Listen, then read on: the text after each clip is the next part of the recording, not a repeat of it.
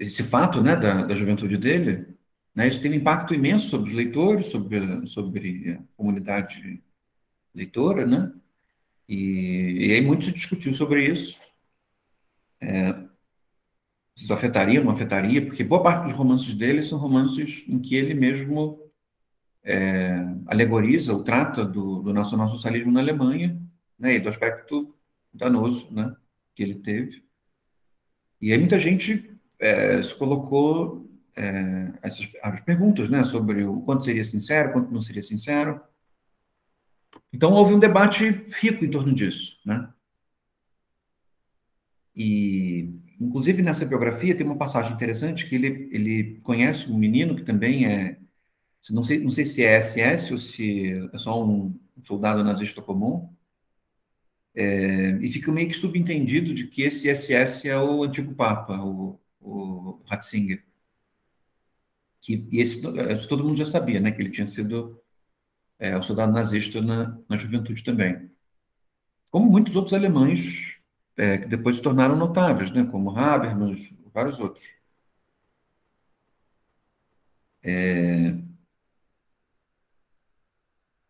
E nessa biografia tem uma pessoa que ele conhece no campo de treinamento, SS, que tem uma postura parecida com essa do Bartleby, que vocês vão descobrir. Eu não sei se o Habermas foi SS ou se o Habermas foi um soldado nazista convencional. Talvez ele tenha sido um soldado nazista convencional. Mas já teve também bastante celeuma em torno disso, né? Mas, para bem da verdade, tanto o Günter Grass, quanto o Habermas, quanto o Ratzinger justificam, né, essa adesão a falta de liberdade, a falta de opção, né? Eles foram tornados soldados nazistas porque não havia opção de ser diferente, pelo menos assim eles dizem, né? E há historiadores que dizem que não é bem assim. Mas no caso do Günter Grass é um pouco mais grave, porque o Günter Grass admite, né, na biografia de que ele foi um nazista entusiasta. E, evidentemente, que esse entusiasmo, ele vai narrando, né, o modo como esse entusiasmo vai se desfazendo. Então, nesse sentido, é uma narrativa muito rica, né? Ao mesmo tempo, uma narrativa que o joga numa certa percepção melancólica da realidade, né? E que, no fim das contas, acaba, em determinado momento da vida dele, né? Depois ele se afasta dessa melancolia, tendo um aspecto bastante esclarecedor para ele na relação dele com a realidade, com os valores, né? Não sei se isso mantém distante do radicalismo, né? Porque dá para sentir uma certa verve radicalista na fala dele, em função de outras demandas que são corretas, mas um certo radicalismo ainda, né? Mas é comum isso também, né? Radicalistas mudarem de radicalismo, de polos radicalistas, né? Esse próprio ideólogo do presidente da República, né, o Olavo de Carvalho, dizia que ele era um radical comunista na juventude, e depois se tornou um radical muçulmano, depois se tornou um radical católico, depois um radical de extrema-direita. Então, parece que o radicalismo, em algumas pessoas, o radicalismo está nelas, né? E se nós formos interpretar, da maneira como nós temos interpretado a melancolia nesse curso, né, tem um elemento constante de não querer entrar em contato com uma certa melancolia, de não ser capaz de encontrar a verdade, não ser capaz de encontrar alguma coisa que seja completamente consistente, né? De não se decepcionar com o mundo, né? A minha incapacidade de não se decepcionar com o mundo. O mundo é realmente cheio de elementos decepcionantes, né? E o radicalismo é uma maneira de não entrar em contato com essa natureza decepcionante, né? Das escolhas, das ideologias, dos partidos políticos, né? É claro que existem outras maneiras de lidar que também são ruins, que não são radicalismo. O cinismo, por exemplo, parece ser uma delas também, né? Mas o cinismo não é objeto do curso. Então, eu ia gostar que vocês lessem o Bartolomé. Encontraram? Procuraram no Google? Então, eu ia gostar que vocês lessem, porque vai ser uma leitura acessória interessante para a gente discutir a lógica do desmentido. Né? Eu não sei como ela provavelmente tem uma tradução melhor do que desmentido. Depois vocês me dizem como foi traduzido na tradução em português do Brasil. Nós estamos, então, na seção o masoquismo ou a erotização da falta. Tá? Para isso, eu vou lá antes da conclusão, o último parágrafo antes da conclusão, que é o parágrafo que começa com o sujeito melancólico. Esse parágrafo é um parágrafo muito melhor do que a conclusão, bastante esclarecedor, bem esquemático da tese dela e, ao mesmo tempo, esquemático dos problemas que a pulsão de morte trazem para a interpretação psicanalítica. Né?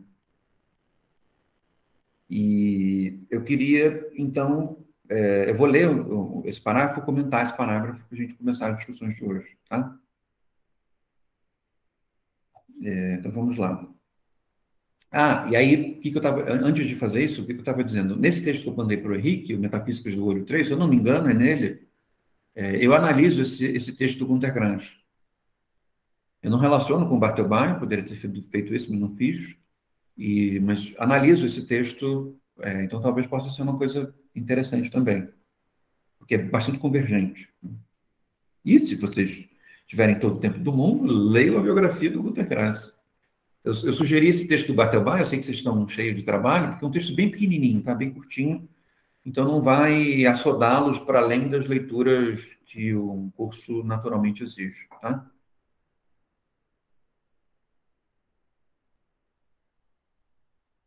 Então vamos lá. Ela diz assim: o sujeito melancólico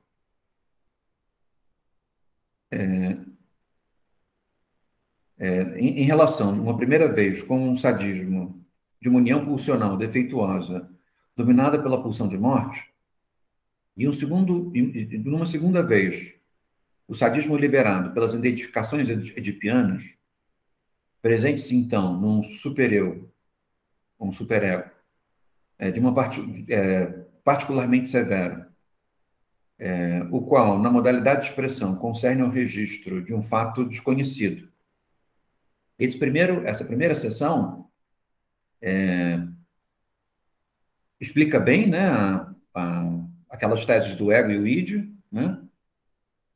Tem um texto do Freud de mais ou menos 1920, 1919, que é mais ou menos preparador para o paralelo do princípio do prazer, né? Onde a questão da pulsão de morte aparece. Né? A pulsão de morte, então, pode ser explicada por aquele comentário do Rafael nos encontros passados, como uma espécie de finalidade mineralizadora do próprio organismo, né? Ou seja, o próprio organismo não só tenderia para a morte biológica, mas o organismo também tenderia para uma espécie de destruição, né? Que eventualmente produz uma morte biológica, né? Uma desintegração da unidade fisiológica, biológica, mas a partir de um tipo de repetição, ele imediatamente rumaria para uma mineralização, né? Para uma desintegração, ou seja, para a perda da sua unidade, da sua inteireza, ou da sua individualidade, se vocês quiserem. Né?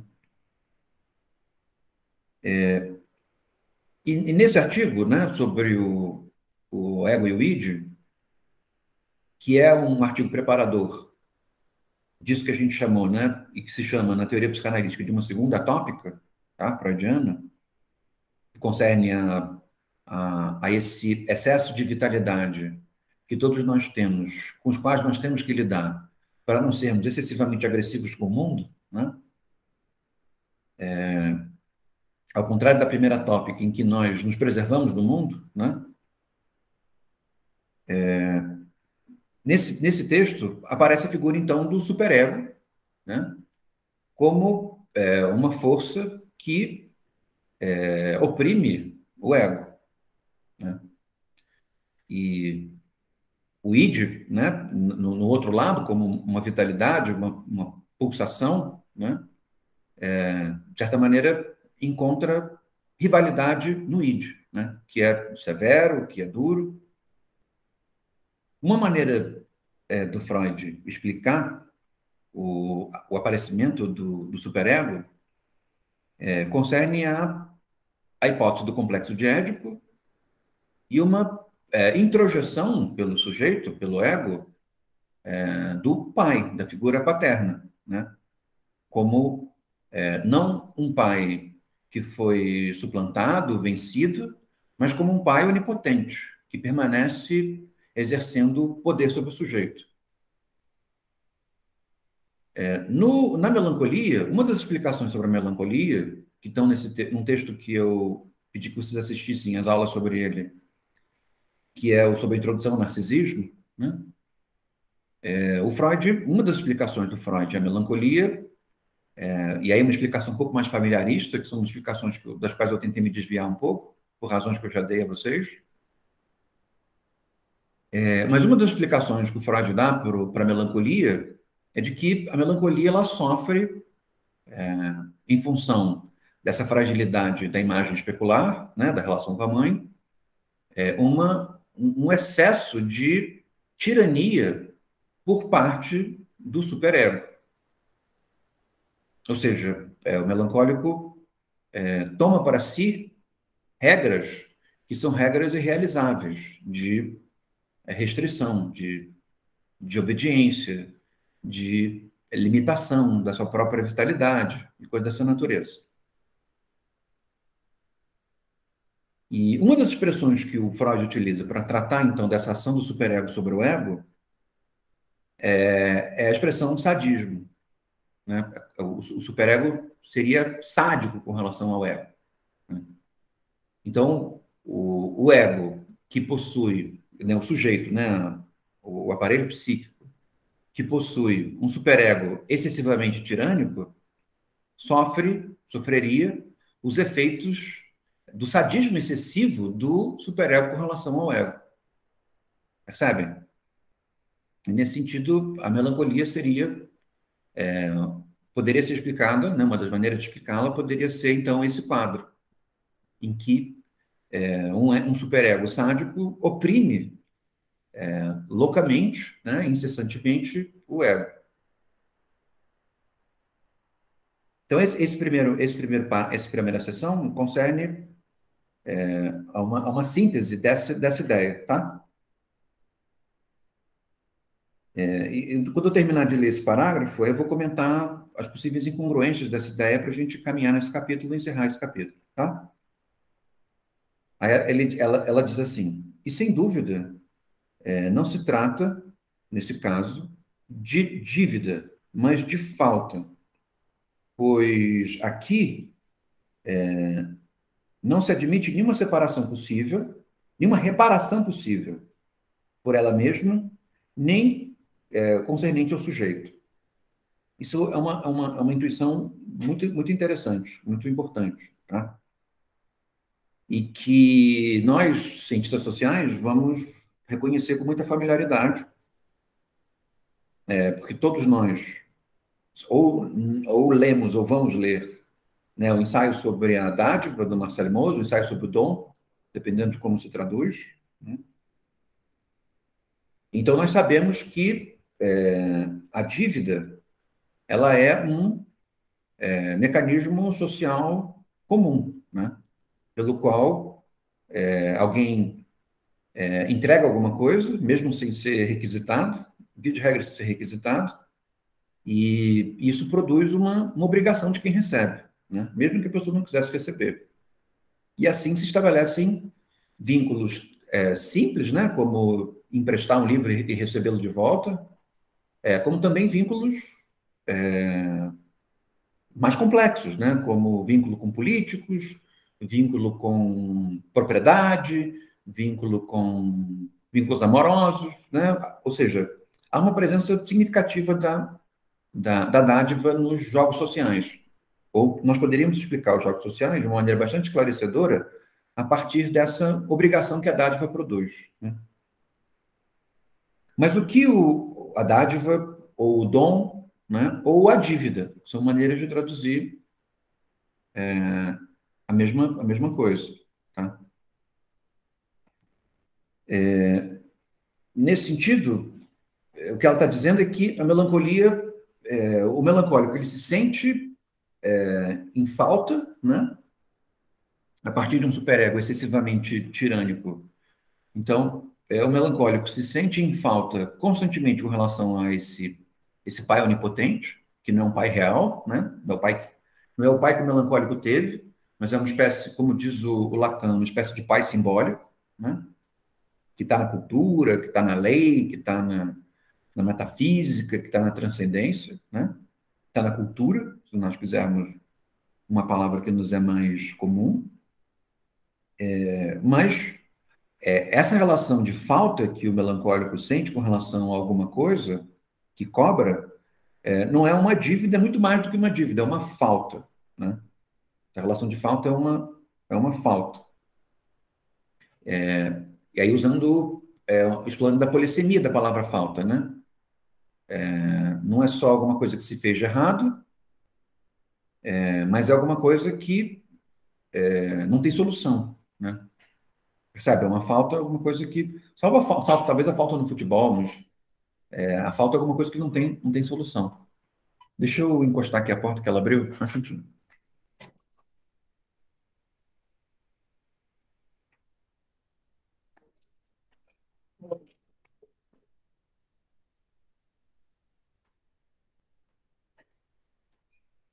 Estou numa sala que tem uma porta meio possuída por espíritos. Ela abre sozinha. A gente tem que calçar com uma cadeira. Onde que essa falta aparece, né, na nossa, na nossa literatura, por exemplo, né, na literatura ocidental, por exemplo? Eu acho que um lugar onde vocês podem observar muito bem a figura da falta, e há, inclusive, uma versão cinematográfica excelente desse livro, que é o Processo do Kafka. Tá? No Processo do Kafka, esse personagem principal, que é o K, que é uma espécie de alter ego do próprio Kafka, ele acorda sendo perseguido por alguma coisa, ele fez alguma coisa errada, mas ele não sabe o que é, e ninguém conta para ele. Né?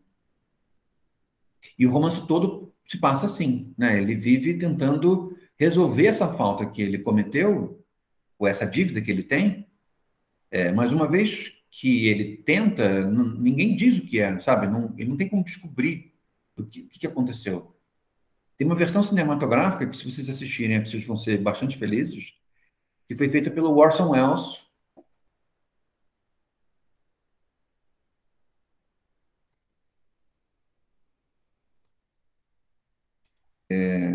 E é muito boa, é fantástico. Não sei onde vocês podem encontrar, em streaming, na internet, mas se vocês encontrarem, assistam. O processo. E, de certa forma, a própria estrutura do cristianismo, né, se vocês pararem para pensar bem, pelo menos do ponto de vista da lógica teológica, concerne a uma espécie de falta originária. Né? É uma falta originária que pode ser resolvida, mas é uma falta originária, que é o pecado original. Né? Todos nós somos bem ambientados com essa ideia, né, de que houve algum momento na criação em que o homem provocado pela mulher, consome o fruto da árvore do bem e do mal, e por isso são condenados a trabalhar, são condenados a viver do sal do próprio rosto, uma coisa assim, bem terrível. E, e essa falta, ela só pode ser corrigida de uma única forma, que é pela crença no Deus feito homem, né? No Salvador, no Cristo, em Jesus. Né? Então, o cristianismo prevê uma falta constitutiva, né? Que tem efeitos que não podem ser resolvidos, mas pelo fato de que esses efeitos que não podem ser resolvidos podem ser aplacados pela crença, né? Pelo menos no que diz respeito à vida depois da morte, os efeitos benignos da melancolia que poderia partir, né, desse cristianismo para o mundo são anulados. Né? Porque, no fim, o mundo se torna um lugar ruim, tudo é ruim, o corpo é ruim, né, os afetos são ruins, né? E, então, mas existe algo bom, né? O fato de existir algo bom na teologia do cristianismo acaba anulando esses efeitos positivos da melancolia, porque o fato de existir algo bom permite que se possa lidar com aqueles que não creem como coisas ruins que podem ser melhoradas, né? E daí a perceptoriedade, daí o proselitismo e todos os elementos que são complicados, né, dentro da lógica do cristianismo. Mas então esse é um elemento importante, né, de que o melancólico ele se sente muito mais do que endividado, ele se sente em falta, ele sente uma falta, né? E nós já vimos que essa falta está ligada a um tipo de dogmatismo ao qual o melancólico fica submetido, que é a, a evidência para ele da existência do nada, né? Do sem sentido, né?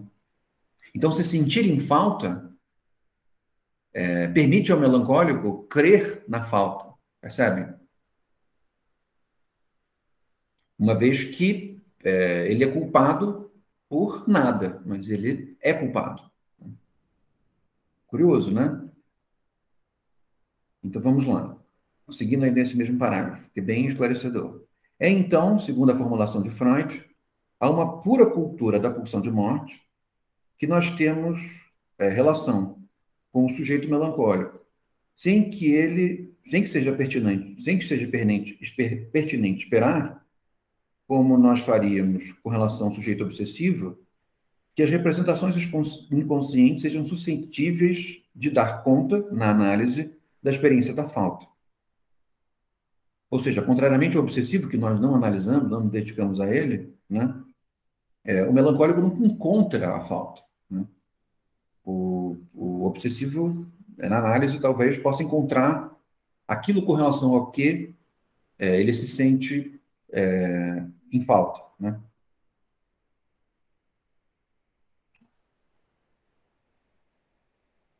Então, em efeito, no centro mesmo, no coração mesmo da organização melancólica, como nós veremos ulteriormente, nós adivinhamos que o autor da falta, nós percebemos que no autor da falta se elabora uma economia libidinal na qual o prazer masoquista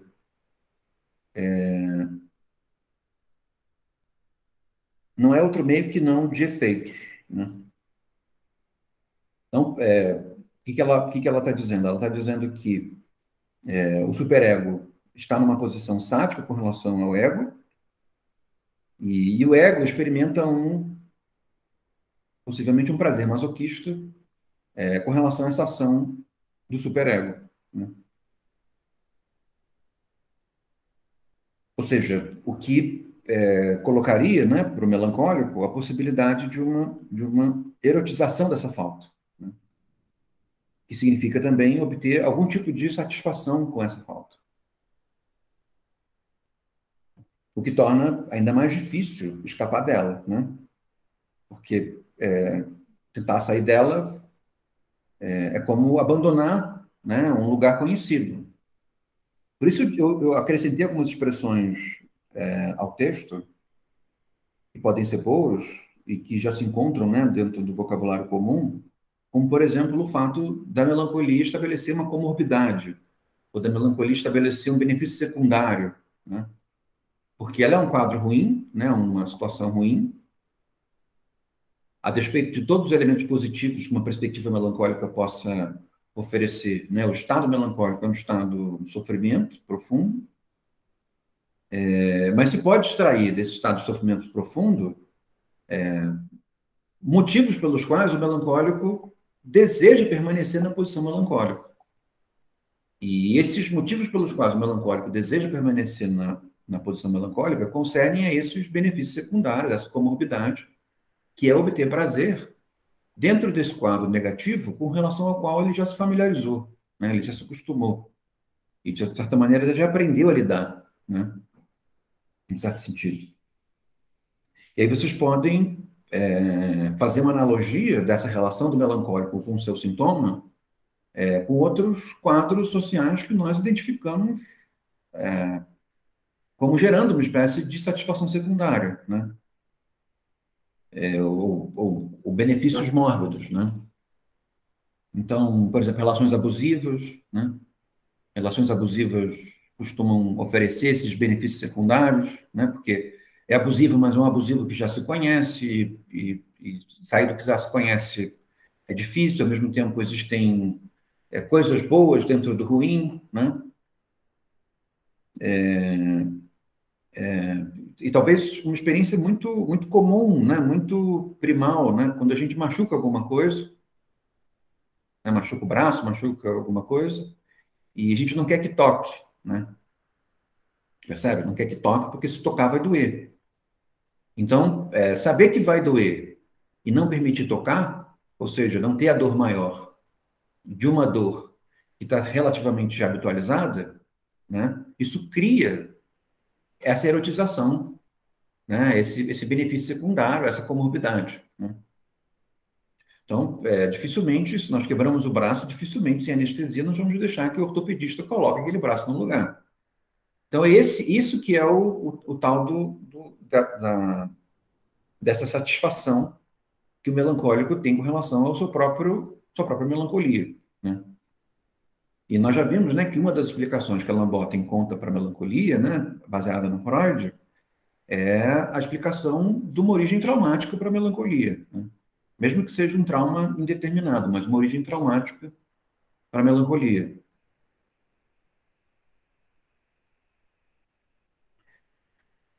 Tá bem até aqui? Então, a hipótese de uma falta original, que explicaria a culpabilidade do sujeito melancólico, e com ela sua posição de exceção, reencontra então a hipótese da catástrofe na mesma construção metapsicológica da emergência do desejo bruscamente interrompido. Aqui ela remete à questão da imagem especular, né?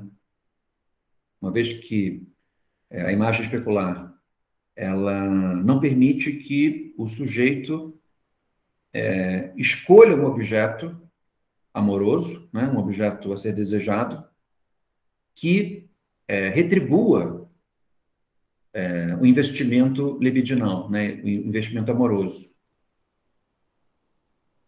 Então, esse é o famoso, brincando, né? Fazendo uma brincadeira, esse é o famoso "o Brasil me obriga a beber", né? Você pode dizer que o Brasil frustra a nossa imagem especular, né? Nós precisamos, nós queremos amar alguma coisa nele, né? Estou brincando, né? Mas eu acho que essa brincadeira serve de bastante esclarecimento. A gente tenta amar alguma coisa nele, né? E somos frustrados nesse amor, e ao sermos frustrados nesse amor, passamos a ter uma dificuldade de escolher objetos amorosos que não nos decepcionem, né? Ou, uma vez que todo objeto amoroso fatidicamente decepciona, nós não conseguimos esquecer que seremos decepcionados ao escolhermos objetos amorosos, né? Porque, no fim, toda a dinâmica com relação ao investimento libidinal, numa ideia, numa pessoa, numa crença, num país, numa instituição, um partido político, é nós ignorarmos o fato de que seremos decepcionados no futuro, seremos... Então, a presença dessa decepção, do ponto de vista melancólico, impede ao melancólico qualquer tipo de adesão. Agora, nos espíritos crédulos, dogmáticos, né, entusiásticos, a adesão leva a resultados tenebrosos, porque a pessoa não consegue admitir que foi frustrada, né? Ou seja, ela adere àquele objeto até a morte, né? Numa crença dogmática, num fanatismo, né? Num radicalismo, né? Então, a impossibilidade de lidar com a melancolia leva a uma adesão radical, uma ideia que não pode ser abandonada, né? Mas o que, de maneira prudencial, né, se tenta fazer é, em sabendo que a nossa adesão, o nosso investimento libidinal numa ideia será frustrado, a gente não investe tudo, investe um pouco, né? Não pula de cabeça numa água que você não sabe se tem pedra, né? Você põe o pezinho primeiro, põe a mãozinha primeiro, né? Aí, quando começa a dar indicações de que você tem motivos para se frustrar, aí você não pula, né? Vai de bunda, não vai de cabeça, né?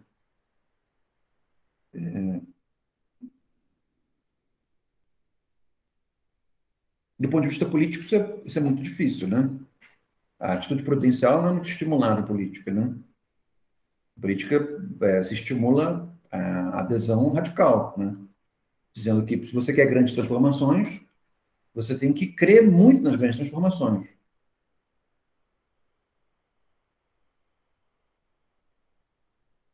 Tá claro até aqui? Então tá.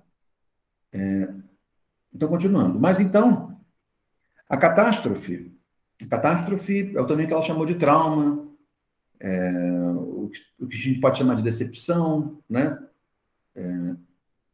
Que se torna constitutivo para o melancólico, que se torna também, digamos assim, a ação que provoca a falta e que dá ao melancólico a oportunidade de crer na falta, crer no nada.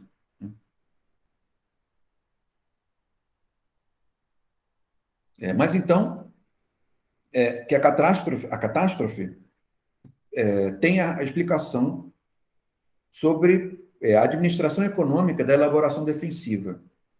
A falta a detém, versando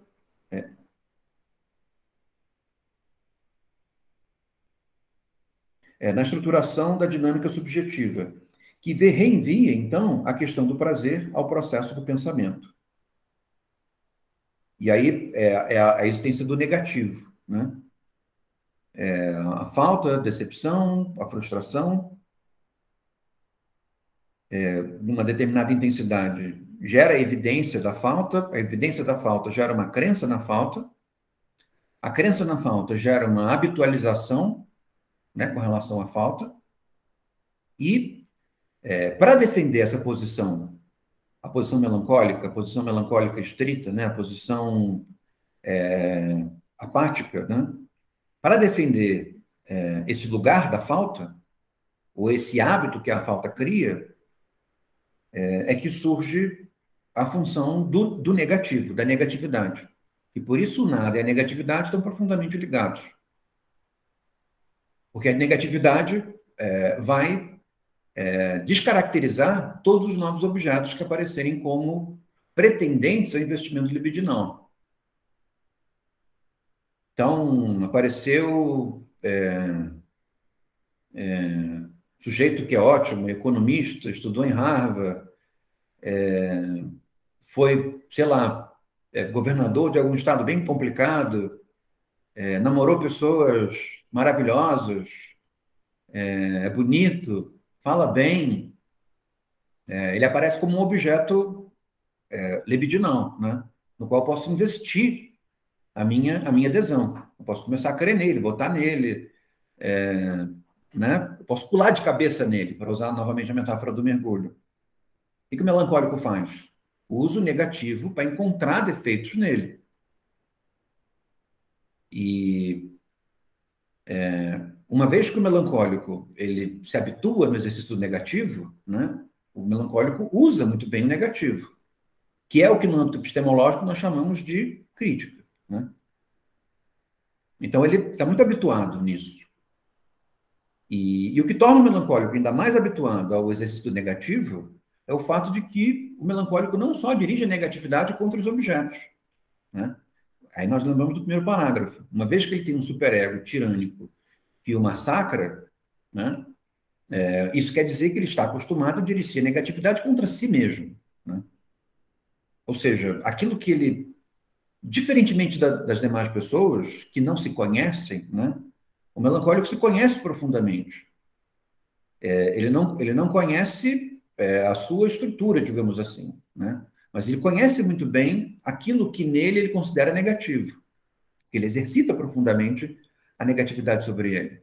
E, nesse sentido, versado que está no negativo, ele consegue anular os efeitos sedutores, os efeitos de atração libidinal do objeto.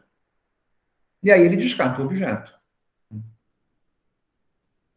Então, é muito difícil para um melancólico votar, usando uma brincadeira, né? Um melancólico, um certo grau de melancolia, ao mesmo tempo que percebe os defeitos dos candidatos, né? Percebe os defeitos dos pretendentes ao nosso investimento libidinal político, dependendo do grau de intensidade, nós não conseguimos o tipo de cegueira necessária para sermos capazes de oferecer adesão a alguém, né? Existe já uma expressão comum, né, dentro do processo eleitoral, que é votar no menos pior, né? Então, votar no menos pior significa que uma cegueira ativa, né? Então, em sabendo que todos me frustrarão, e claro que isso pode ter uma decorrência cínica também, né? Uma vez que todos são ruins, vou votar no pior, né? Isso pode ser uma coisa meio cínica, como aconteceu, talvez, na eleição do Tiririca, como um dos mais votados, ou tem outras figuras assim, né?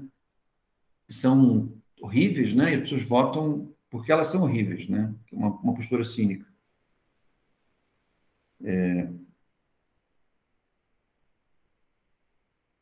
Mas então, continuando aqui. E nessa perspectiva, a falta virá ilustrar bem a atividade conjunta do superego e do ego que Freud atualiza no problema econômico do masoquismo. Esse é um texto que eu já dediquei atenção a ele em cursos passados. Ah, o João Pedro lembrou do Cabo da Ciolo. O Cabo da Ciolo desperta, né, um certo comportamento cínico, né? Ele despertou nas pessoas um certo comportamento cínico. É capaz dele ser candidato de novo, né? E capaz de ter uma votação vultosa.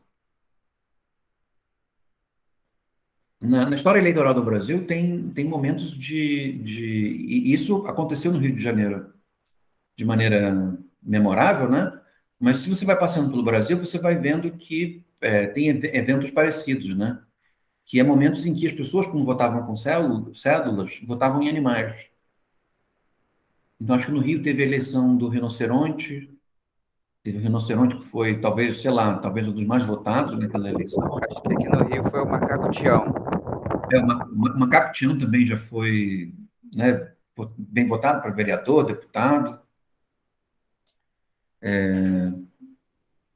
O que vocês estão dizendo aqui? Ele aceitou a imagem de meme, até fez vídeo com Porta dos Fundos. Ah, nunca vi esse vídeo dos Portas dos Fundos com Cabo da Ciolo. Quero ver isso. Se vocês puderem me facilitar a vida e me dar um link, eu vou gostar muito. Então, Macaco Tião, Ciro como vice ou Cabo da Ciolo, Ciro como vice? Não entendi. O Ciro de vice, pô. Mas vice de quem? Do Macaco Tião ou do Cabo da Ciolo? Ah, o Macaco Tião já morreu, né? Do Cabo da Ciolo, eu vi esse meme esses dias disso. Ah, tá.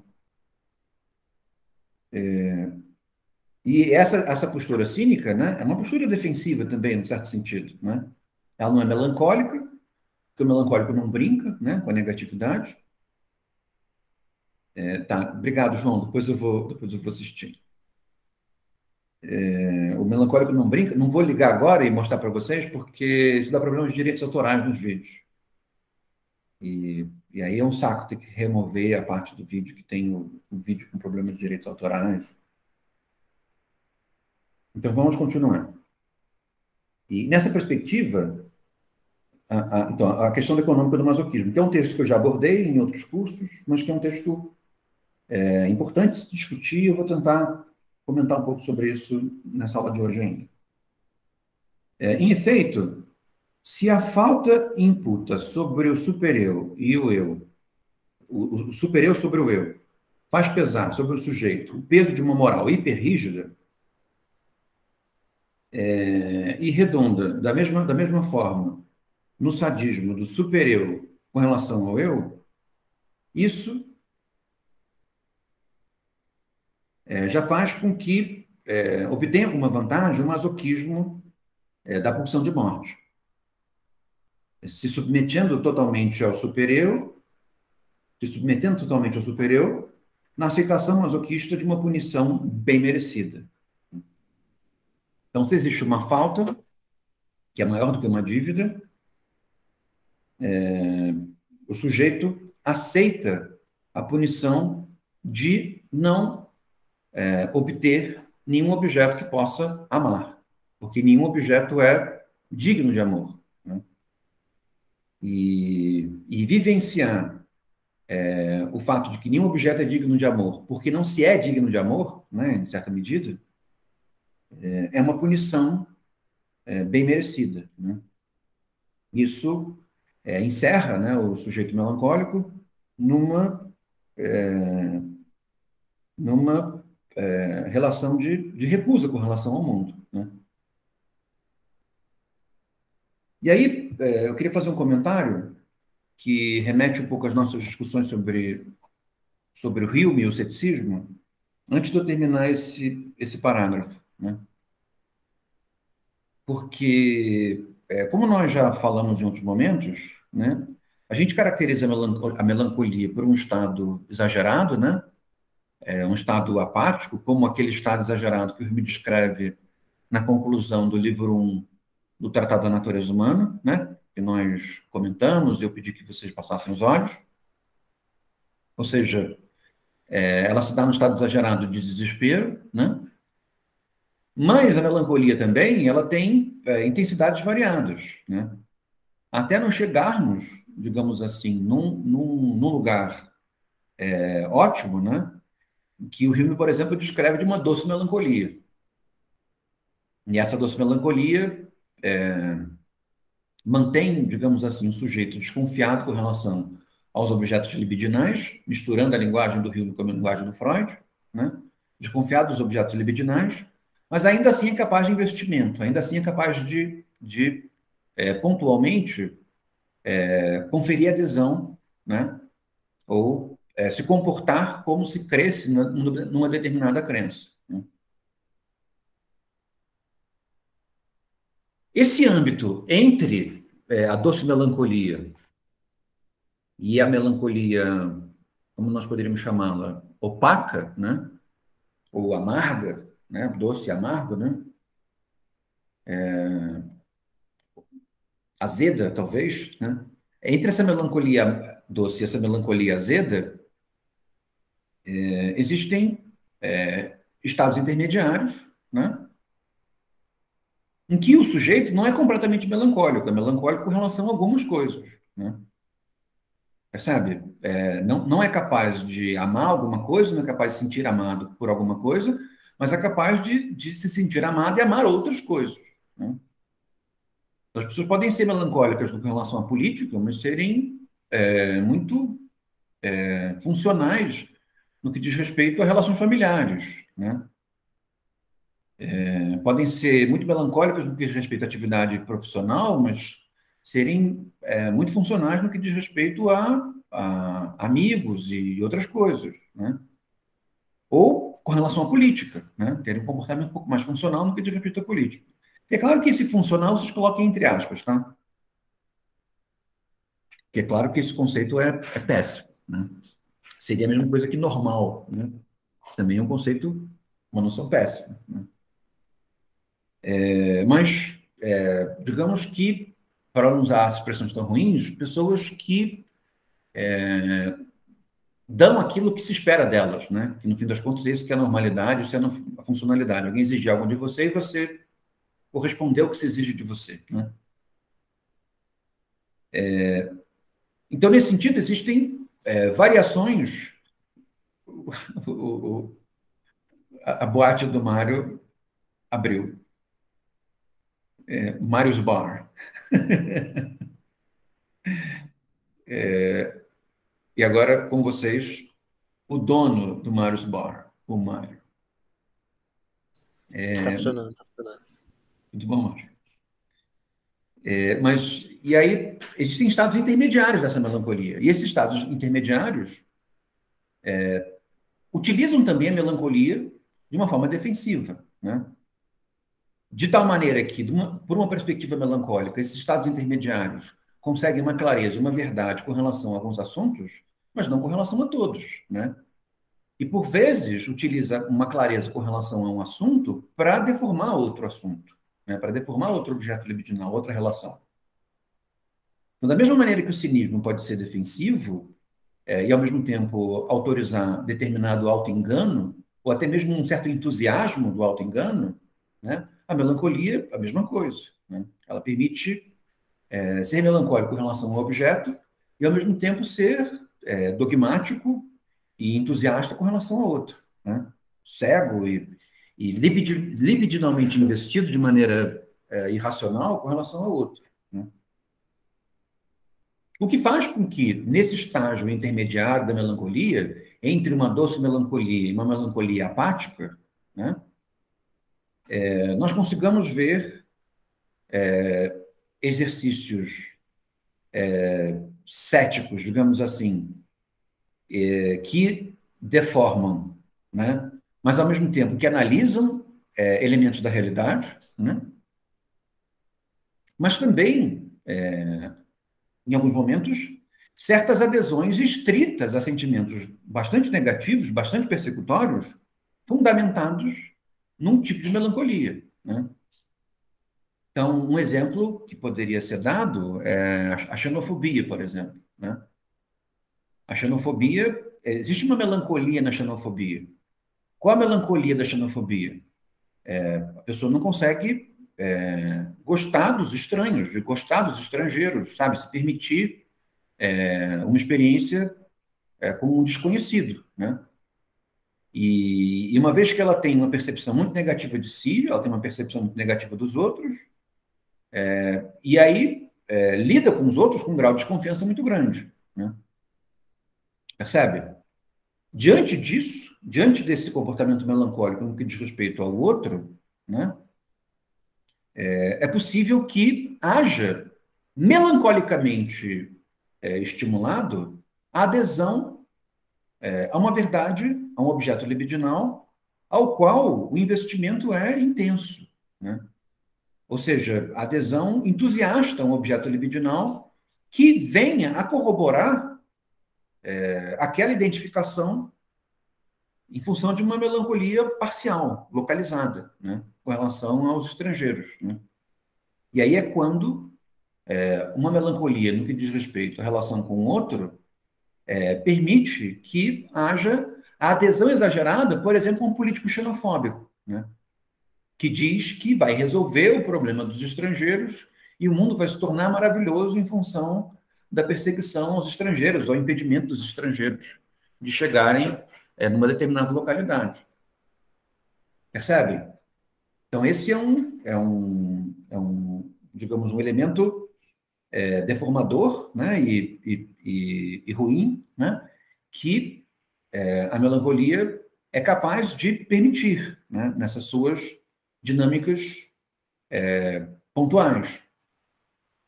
Mas, ao mesmo tempo, né, a melancolia nessas dinâmicas pontuais também permitem certas observações com relação ao mundo, que são observações que elegem um determinado objeto como objeto negativo e que descrevem o mundo, a negatividade do mundo, a partir desse objeto negativo, mas que, ao mesmo tempo,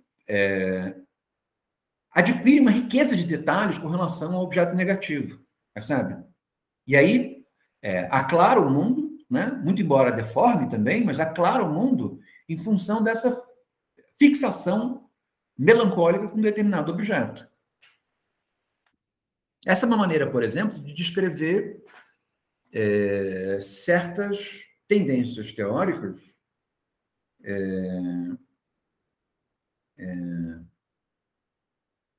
digamos assim, pós-estruturalistas, né? São certas tendências teóricas que elegem, por exemplo, a masculinidade como o foco do problema central do mundo, ou o sexismo, ou a dominação de classe, ou, deixa eu ver,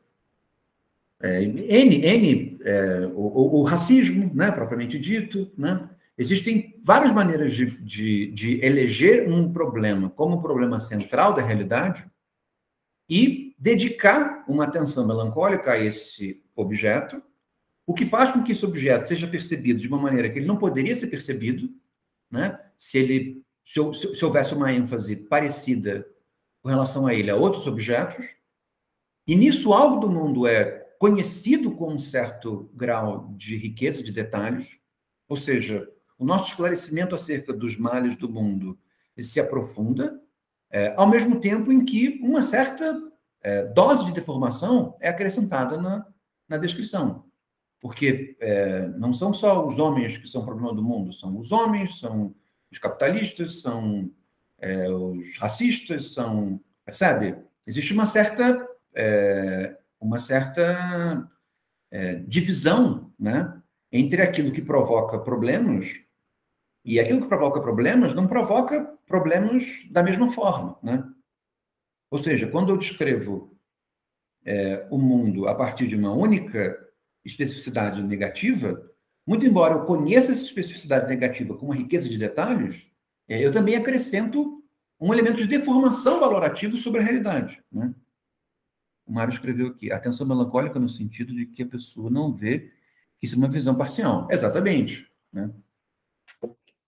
E aí acrescenta um conteúdo negativo à realidade a partir de um objeto específico, né, que possui um componente negativo. Então, por exemplo, quando se diz, o Brasil tem muitos problemas, né? Deve ter algumas qualidades também. A minha disposição melancólica não me permite falar muito sobre elas, mas tem muitos problemas. Provavelmente um dos problemas do país seja a classe dominante, né? O que chamam de elite nacional, né? E eu tenho razões para julgar que essa elite nacional seja uma porcaria. Eu não sou muito melhor do que ela, mas né, eu sei que eu tenho muitas falhas, muitos defeitos. Eu estou alegorizando a melancolia. Mas eu sei que eles têm muito mais defeitos do que eu. Eles fazem muito mais besteiras do que eu. Até porque eu nem tenho poder para fazer tanta besteira, né? E eu sei que é o caso de descrever, percebe? Perceber, formalizar as características intrínsecas dessa classe dominante. Porque ela realmente é danosa, ela realmente produz resultados que não são bons, e poderia produzir resultados melhores, né?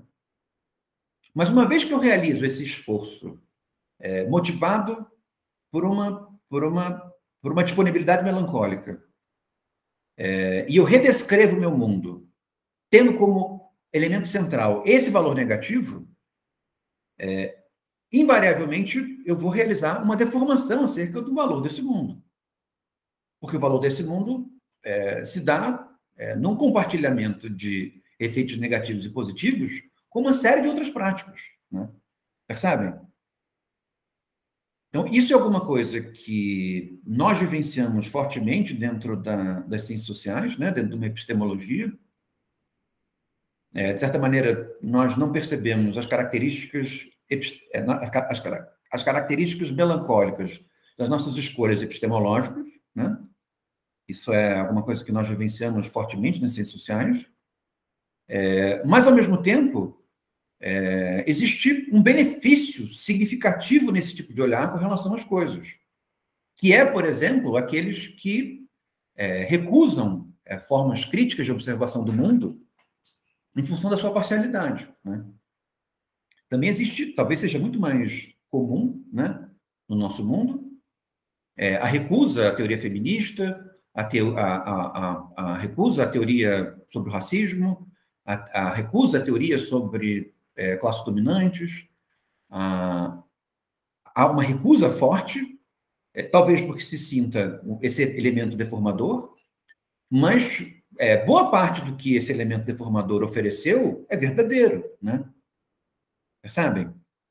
Então, nesse sentido, a recusa a uma perspectiva parcialmente deformadora da realidade, em função do fato de que ela tem algum elemento melancólico deformador da realidade, traz consigo também uma imprudência, se não epistemológica, né?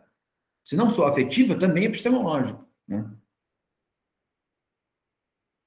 Então, percebam que isso é interessante com relação ao fenômeno da melancolia, né?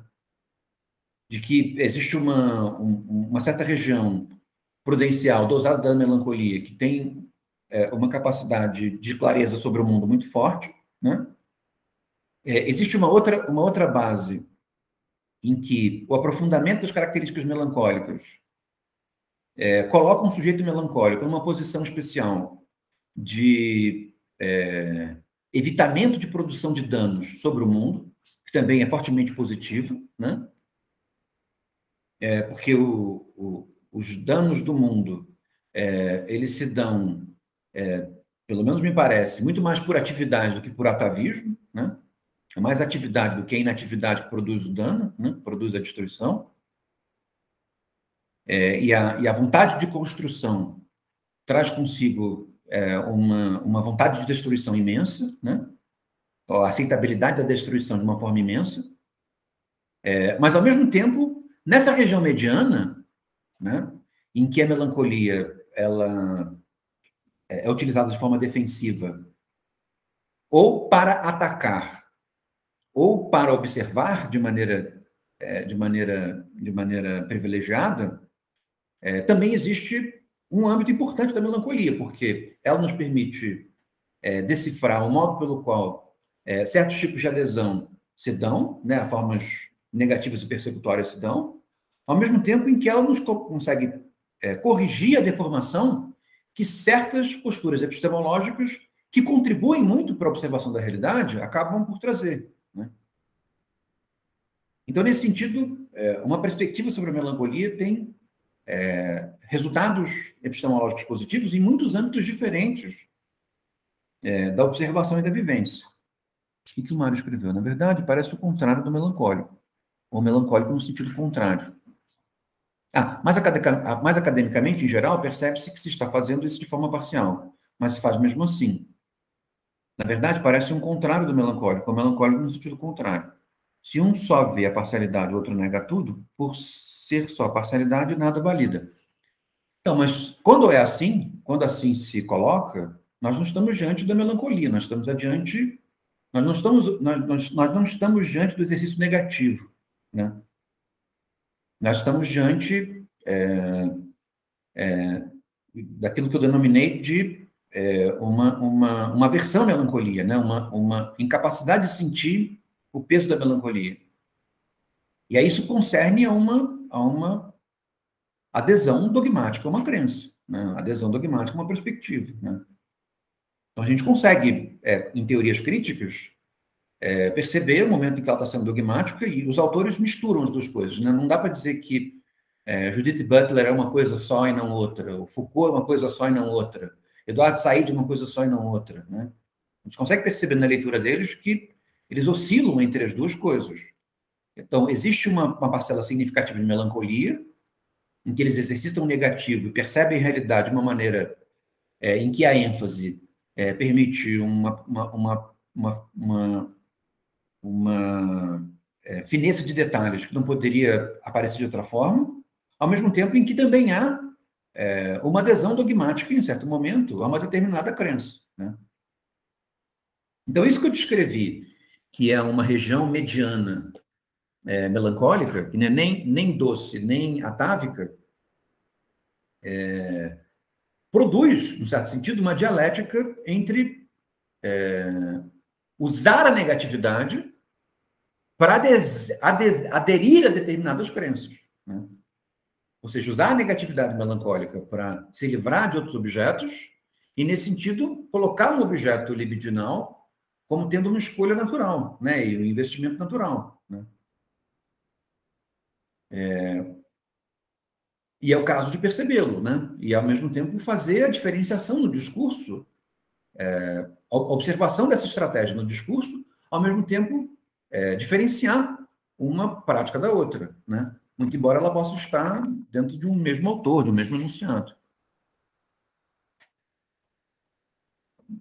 Mas não é porque há dogmatismo, e talvez esse seja um enunciado importante, né? Não é porque há dogmatismo que a melancolia que envolve esse dogmatismo não seja fidedigna, não seja sincera, né? Percebe? Não seja autêntica. A melhor palavra talvez seja essa, não seja autêntica. Né? Então, o fato de uma versão ser deformadora não significa que ela não seja autêntica. Né? A gente precisa admitir isso. E o fato de uma versão não ser deformadora, mas ser claramente dogmática, né, não significa que os elementos deformadores que conduzem à posição dogmática não sejam autênticos. Percebe? O que faz com que o problema do dogmatismo, né, o problema da adesão a uma verdade estrita, seja bastante problemático, né? É difícil de lidar com ele. E por isso a melancolia parece ser uma via interessante de conseguir ter clareza sobre ele. Né? Então, tendo feito essa excursão, vou continuar e terminar o parágrafo no qual eu estava. Essa digressão, né? Assim, então, nas autoacusações do sujeito melancólico, da mesma forma que na sua crença ou a sua eleição por um destino, ele tenderá a tornar consciente a expressão superior. Enquanto que a demanda de punição do eu, a qual se vincula precisamente o prazer de apaziguamento, restará inconsciente. Então, esse é um elemento importante, né? O que ela está dizendo é que essa satisfação, o prazer, né? A erotização com relação ao negativo, acredito que em alguns estados de intensidade melancólica é inconsciente, né? O sujeito não se dá conta dela, né? Então, a comorbidade, né, o benefício secundário, nem sempre o melancólico se dá conta dele, né? E provavelmente, num estado de apatia, ele não se dá conta de nenhuma forma. Né? Nós mesmos não nos damos conta, né, naquele exemplo que eu dei mais cotidiano, mais corriqueiro, de que quando a gente está com uma dor, né, uma contratura, alguma coisa, e não quer que ninguém toque, né, nós não nos damos conta da satisfação secundária que nós temos de ninguém tocar, mesmo que seja terapeuticamente. Né? Então, nesse sentido, acho que pode-se dizer que essa satisfação, essa erotização secundária, estranha, né, seja inconsciente. Né? Para falar disso ainda, acho que pode ser interessante um dos exemplos que eu dei na aula passada. Cadê o texto? Está aqui. Que foi a literatura do Thomas Bernard. Eu citei a vocês 2 textos dele. Citei vários, né? Mas eu tratei principalmente de 2 textos dele, do Betão, ou Concreto, e esse aqui, Andar. E no Betão, você consegue perceber muito bem essa relação complicada do melancólico com o objeto amoroso, com relação ao qual ele não se dá conta da satisfação, então a satisfação se torna inconsciente, né? Permanece inconsciente. E alguma coisa que nós vivenciamos, todo mundo, né? Na nossa melancolia própria de cada dia, né? Vivenciamos constantemente, no caso da protelação, né? Então, o romance é um romance de protelação, o Betão, concreto. E ele quer escrever um trabalho, né? Coisa que vocês estão fazendo agora, né? Vão fazer daqui a pouco, né? E vocês não vão conseguir escrever, né?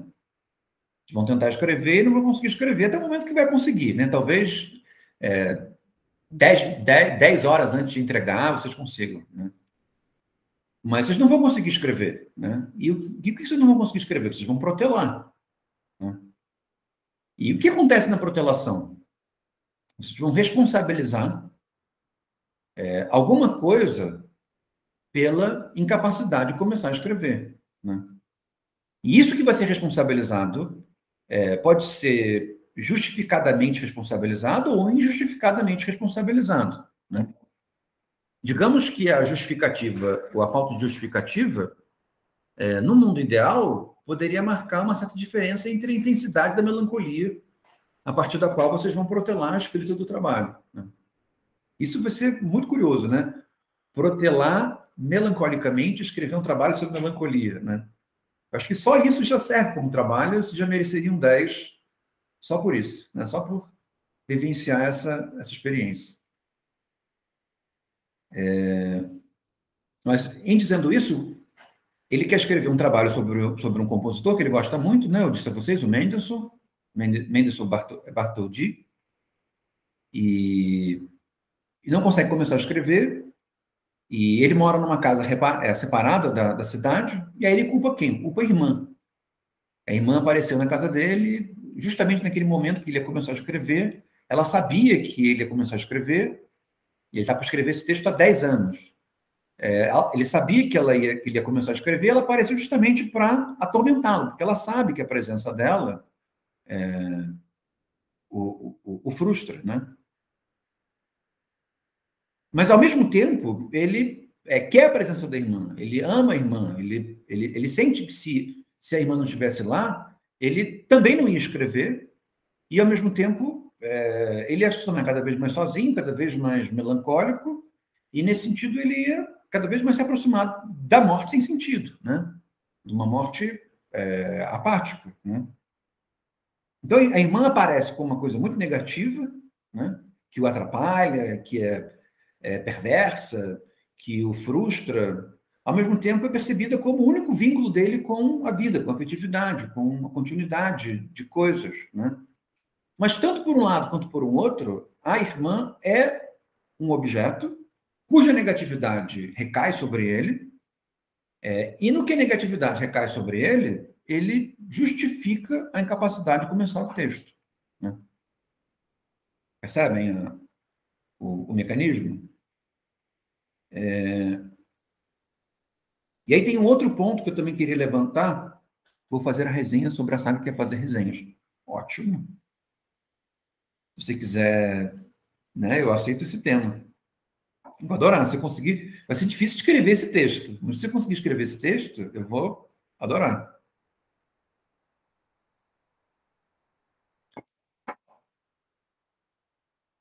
Então, deixa eu pegar. Tem um pedaço do texto que eu queria ler para vocês, desse segundo, do Andar,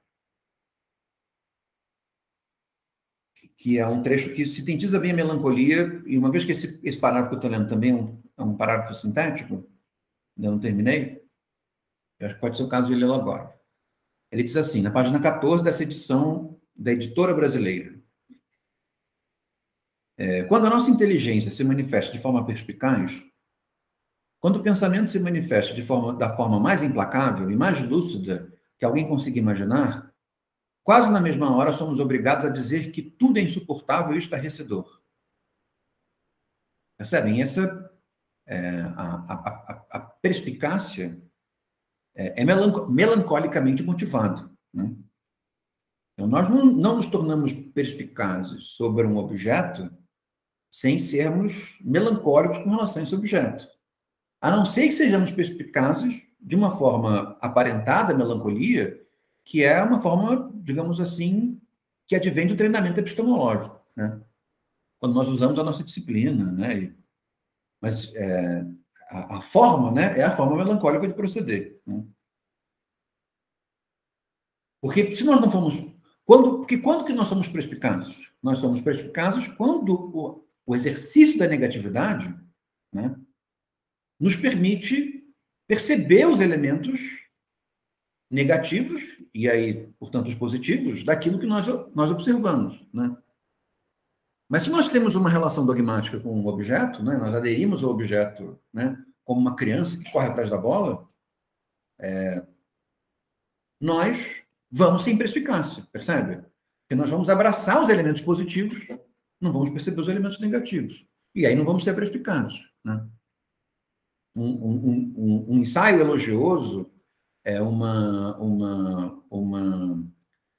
narrativa de qualidades, raramente é um exercício perspicaz, né?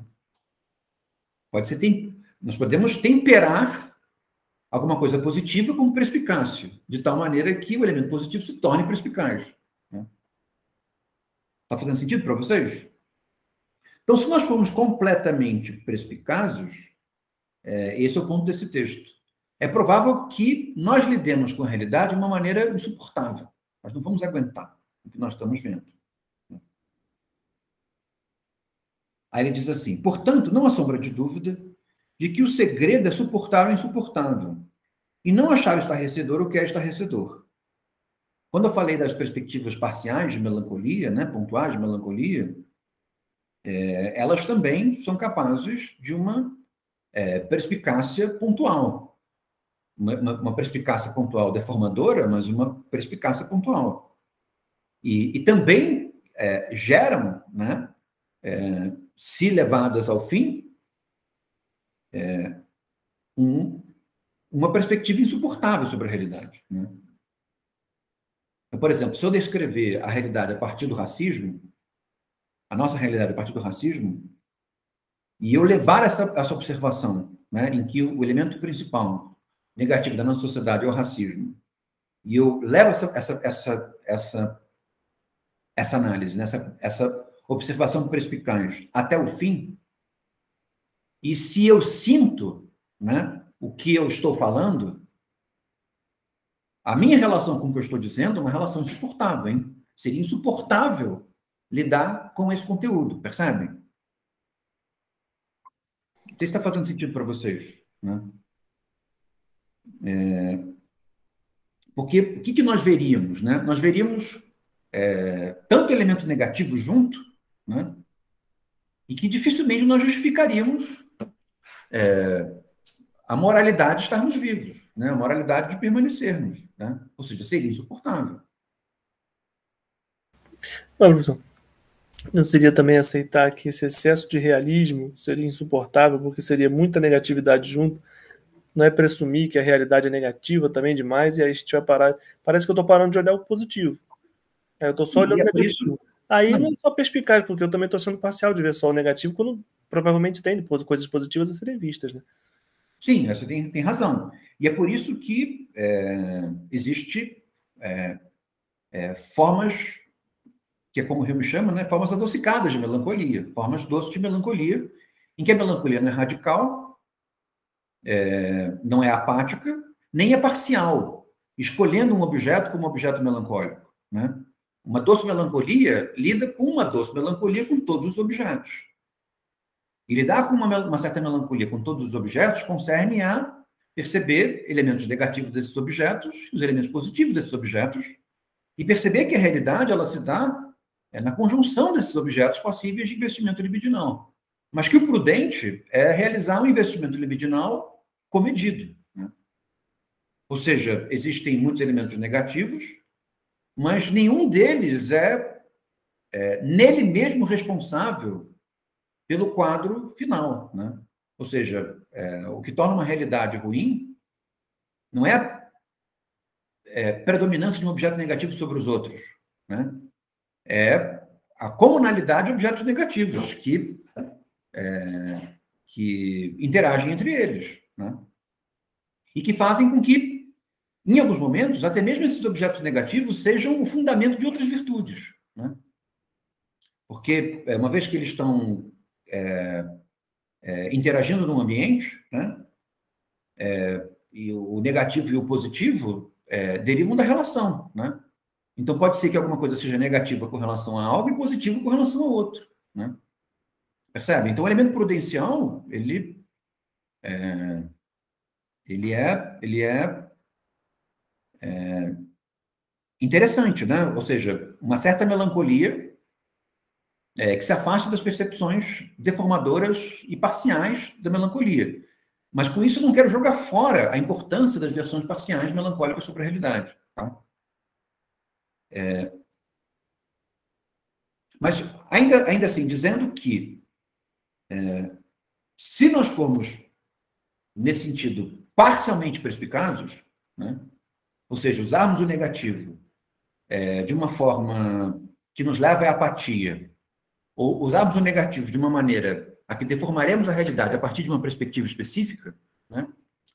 Se nós formos sentir aquilo que estamos vendo, né? Será insuportável, percebe?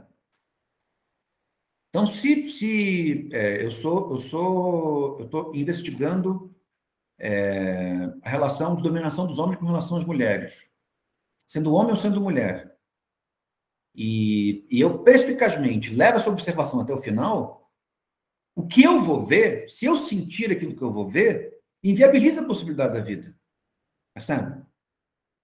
Porque se eu aplicar uma ênfase absoluta sobre esses componentes negativos, que são realmente bastante negativos, né?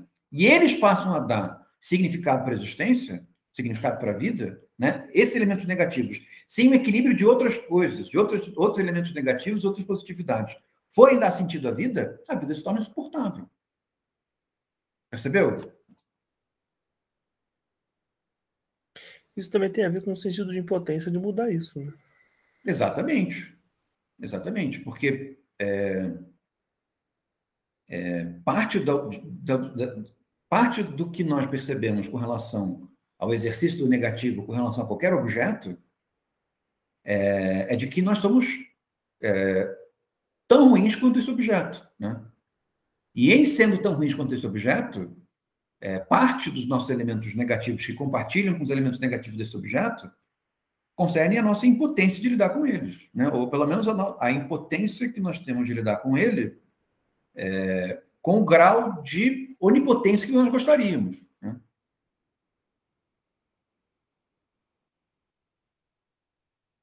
E aí, vou seguir aqui esse trecho do texto, que é bem legal. Dizer que esse segredo é a arte mais difícil que existe é uma coisa óbvia. A arte de existir, apesar dos fatos. Esse é o ponto, né?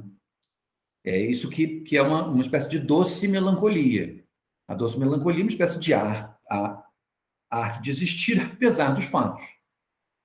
Porque numa doce melancolia, eu lido com os fatos de maneira parcial. E lido com os fatos de maneira equilibrada, né? Eu lido com vários fatos ao mesmo tempo, vários objetos, várias crenças ao mesmo tempo. E uma doce melancolia implica, ao mesmo tempo que uma perspicácia, uma prudência com relação às coisas, também implica uma espécie de cegueira, né? Porque eu não vou lidar com nenhum desses objetos de uma maneira privilegiada, né? Ou talvez eu lide um pouco mais, um pouco menos, mas se eu for até o final, até um objeto negativo, né? O que eu vou ter é alguma coisa tão lúcida, tão lúcida, tão lúcida, que será enlouquecedora. É a observação desse texto. E aí, uma doce melancolia, tentar viabilizar a vida, nós tentamos viver apesar dos fatos, nós tentamos conviver com a melancolia. Porque se nós não convivêssemos com a melancolia, o resultado seria muito pior. Qual seria o resultado pior? Seria agirmos sobre o mundo destrutivamente, né? Existir apesar dos fatos significa existir apesar do que é insuportável e do que é estarrecedor. Todas as vezes que não existimos apesar dos fatos, mas apenas com os fatos, sucumbimos quase na mesma hora. O fato é que a nossa existência é uma existência insuportável e estarrecedora, e existindo assim, com esse fato, sem existir apesar desse fato, sucumbimos da forma mais miserável e rotineira. É por isso que nada deveria ser mais importante do que viver sempre, mesmo sendo apenas no fato de viver, mas pelo menos ao mesmo tempo, apesar do fato de viver, uma existência insuportável e estarrecedora. O número de possibilidades de existir no e com o fato dessa existência insuportável e estarrecedora é o mesmo de existir apesar dessa existência insuportável e estarrecedora. E, portanto, o mesmo de existir no e com o e, ao mesmo tempo, apesar do fato de viver essa existência insuportável e estarrecedora. O ser humano tem sempre a possibilidade de existir em e com um fato, e, consequentemente, de existir em todos e apesar de todos os fatos, sem existir apesar desse fato e apesar de todos os fatos. Da mesma forma que ele tem sempre a possibilidade de, ao mesmo tempo, existir e com um fato e com todos os fatos, além de existir também apesar de um e apesar de todos os fatos. E, portanto, mais ainda apesar do fato de a existência ser insuportável e estarrecedora. Interessante também, porque se eu vivo, né, não apesar do fato, mas com o fato, né, eu estou vivendo de maneira insensível e irresponsável. Percebe? E se eu lido com ele, com o vício, tendo levado ao final, observado de frente, ou eu lido com ele apenas de maneira epistemológica, né, em que eu sei e não sinto, e existe uma irresponsabilidade nisso, né, uma imoralidade nisso, saber e não sentir o que se sabe, né? Ou, se eu sinto e não me importa, né, uma insensibilidade descomunal. Então, o apesar, dentro desse espectro de uma doce melancolia, concerne a reconhecer o peso de um determinado sentimento negativo, de uma determinada crença negativa, de um determinado objeto negativo, perceber que, se esse objeto for levado até o final, numa observação perspicaz sobre ele, a vida se tornará insuportável e se viabiliza a vida apesar desse fato. Percebe? Ou, quando nós nos colocamos numa posição política, agindo para a modificação desse fato. Muito embora agir para a modificação de um fato, de um objeto, tenha sempre problemas relacionados a essa ação, né? Eu vou terminar esse parágrafo aqui para a gente continuar discutindo.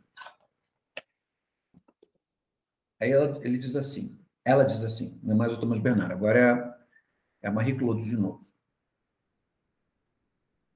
O sadismo do super-eu e o masoquismo do eu se completam mutuamente e se unem para provocar as mesmas consequências, escreve Freud. Nós compreendemos, então, que o sujeito melancólico tem a sua falta sob a forma de uma herança transgeracional e uma escolha e de uma escolha do destino. Porque as figuras do pensamento racionalizam seu comportamento e justificam sua identidade sob o modo negativo do nada ou do mais do que o nada, né? Mais nada.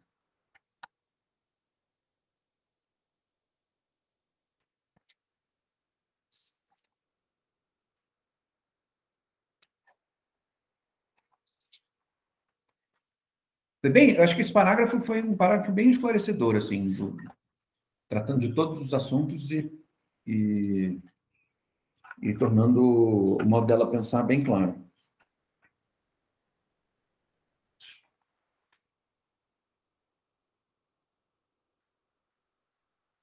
Então, eu vou voltar numa parte do texto para continuar a discussão, tá? Agora eu estou na seção sobre o masoquismo ou a erotização da falta. Na minha página é página 472. Acho que a gente vai conseguir discutir ainda mais alguma das relações entre a melancolia e a política a partir desses comentários. Ela diz assim: o investimento do amor do sujeito melancólico sobre o objeto submetido a um duplo destino, segundo Freud, de um lado, ele regressa a um tipo de organização narcísica, e de outro lado, ele regressa a um estado sádico pré-genital, no qual ele revela as qualidades e, bem particularmente, o caráter ambivalente. Eu vou ler mais um pedaço onde ela trata da ambivalência, e aí eu vou trazer os nossos comentários anteriores para discutir a questão da ambivalência e os elementos deformadores dela e os esclarecedores dela. Então, ela diz assim, sem ser no parágrafo que eu li agora, pula um, o outro. O parágrafo começa assim, então, em torno da figura da espiral, em cruz, na minha edição é a página 473. Não é o começo, é seguindo esse parágrafo, já na metade. Ela diz assim, sobre isso, e considerando o sentimento de ambivalência próprio ao sujeito melancólico e ao sujeito, à neurose obsessiva, que os faz passar, todos os dois, do amor à raiva e reciprocamente, sem que o motivo exterior não motive objetivamente essa mudança, Freud anuncia a hipótese seguinte. Nós podemos, então, nos demandar se a ambivalência comum, que se encontra tão frequentemente reforçada na disposição constitucional da neurose, se ela não pode ser concebida como resultado de uma desunião. De toda forma, se ela é originária, se ela é tão originária que nós devamos considerá-la como uma união pulsional que não se realiza. Então, vamos lá. Com relação à ambivalência, né? E aí, relacionando a descrição, a observação negativa do mundo com ambivalência, né? Eu costumo dizer, e disse a vocês algumas vezes já, que a política não é um fenômeno constante, não, é um fenômeno oscilatório, né? De que fenômenos podem ser, num momento, políticos e no outro não, né? De que o objeto político é um objeto que oscila temporalmente, né? Em função da relação que você tem com ele, né? Nesse sentido, a política é mais uma relação com os objetos do que propriamente um objeto, né? A política tem mais a ver com, falar psicanaliticamente, tem mais a ver com investimento libidinal do que com o objeto sobre o qual o investimento se dá, né? E em dizendo isso, o sentimento de ambivalência, ele é um marcador de detecção da politicidade de uma determinada relação. Ou seja, dificilmente nós encontraremos uma situação política, né? Um objeto que foi capturado, circunscrito pelo investimento político, com relação ao qual nós não nos sintamos ambivalentemente. O que significa isso? Que nós vamos ter sentimentos bons e sentimentos ruins com relação a ele. Evidentemente que o sentimento de politicidade ele não é igual para todo mundo em todas as relações, né? Então, é preciso julgar a circunstância para saber como pessoas diferentes sentem a política de maneira diferente no que diz respeito a uma determinada situação, né? Mas alguma coisa, elas convergem, né? Quando estão diante de uma situação política em torno de um objeto que foi politizado, né? Que é o sentimento de ambivalência. Ou seja, alguns vão julgar que aquilo é uma coisa boa, outros vão julgar que aquilo é uma coisa ruim, e todo mundo vai conseguir perceber, né, com alguma disponibilidade, elementos bons e elementos ruins em torno daquela prática, né? O modo como aquilo produz consequências úteis, prazerosas, enquanto que aquilo produz sofrimento e destruição, mesmo que em alguns momentos nós julguemos que esse sofrimento, essa destruição são sofrimentos e destruições devidos, né? Como, por exemplo, quando a gente pensa em distribuição de renda, né? Distribuição de renda é um objeto bastante politizável, né?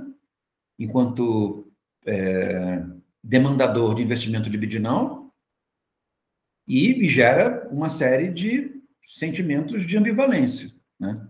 E mesmo que nós sintamos de maneira positiva com relação a esse objeto, nos investamos com naturalidade com relação a esse objeto, nós somos capazes, por um pequeno exercício de imaginação, de que ele vai causar sofrimento em alguém, vai causar destemperança em alguém. O que não nos importa muito, porque nós julgamos que é um sofrimento, uma destruição devida, né? Então, sei lá, tem uma pessoa é mais rica do que um país inteiro. Eu sei que ela vai sofrer, e eu sei que existe, e eu consigo perceber a relação ambivalente com relação a esse objeto. Mas, nesse caso, eu não estou nem aí, né, por sofrimento dele, né? Eu me torno insensível, né?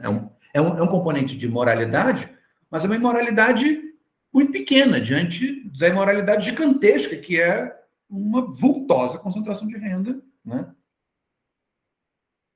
Mas se eu faço outros cenários, é claro que essa ambivalência ela aumenta, percebe?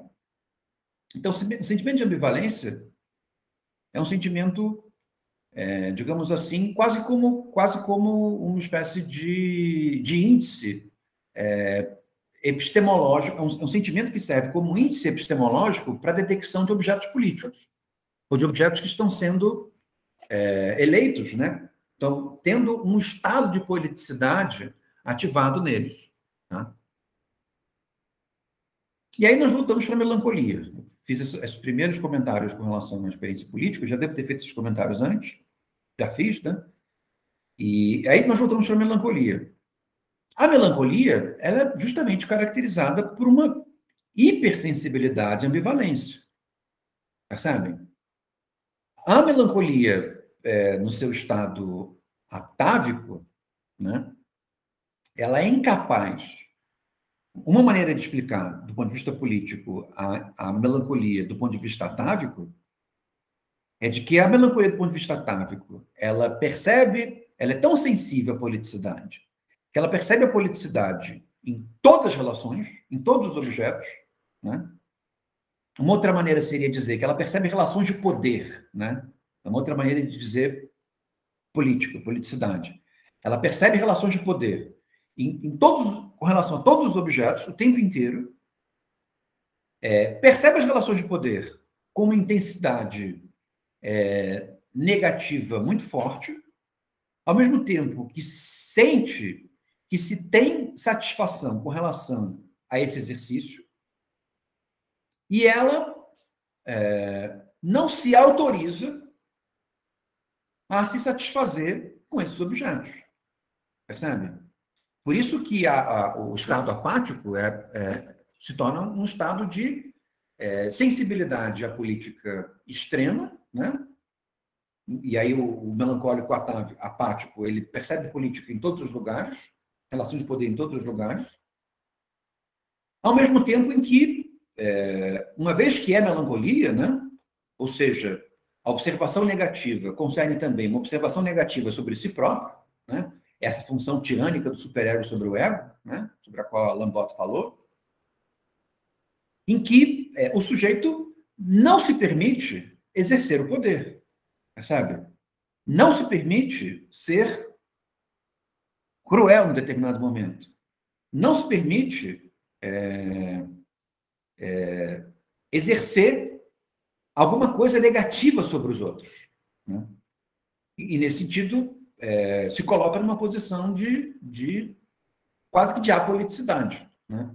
Percebe a política em todos os âmbitos, mas não consegue agir politicamente, porque